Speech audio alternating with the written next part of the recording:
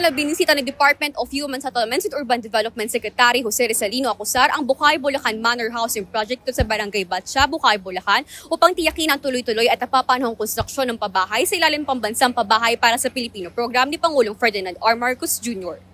Kasama rin sa inspeksyon si Pag-ibig Fund CEO Marilyn Acosta at iba pang opisyal ng DSUD na naglibot sa iba't ibang bahagi ng proyekto upang suriin ang kalidad ng mga itinatayong gusali at tiyakin ang maayos na pagpapatupad ng programa.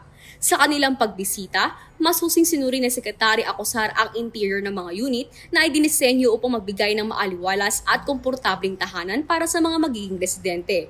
Bawat unit ay may fully tiled na sahig at dingding, sariling kusina na may lababo, malinis at modernong banyo, at dalawang maaliwalas na kwarto. Lahat ng ito ay maghahatid ng kaginhawaan sa bawat benepisyaryo.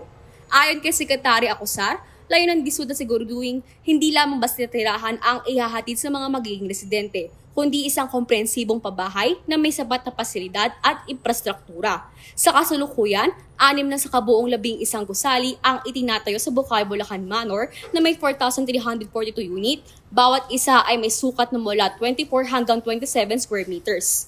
Sinuri rin ni Secretary Acosar ang kasalukuyang progreso ng proyekto mula sa pagtatayo ng mga gusali hanggang sa pagpapatupad ng mga pasilidad at amenities na magpapabuti sa kalidad ng buhay ng mga magiging residente.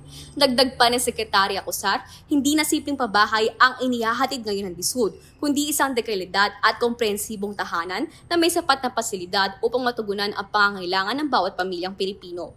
Sa patuloy na pagsisikap ng DSUD sa ilalim ng 4PH program, mas pinaigting ang pagpapatupad ng mga proyektong pabahay sa iba't ibang bahagi ng bansa bilang tugon sa lumalaking pangangailangan sa abot kaya at dekalidad na tirahan para sa mga Pilipino. Para sa mga interesadong magiging bahagi ng programang ito, maaaring makipag-ugnayan sa inyong lokal na pamahalaan o bisitahin ang opisyal na website ng DSUD sa www.dsud.gov.ph at sa kanilang official Facebook page para sa karagdagang impormasyon. Ako si Christine Replan ng Department of Human Settlements and Urban Development para sa DSUD Express Balita.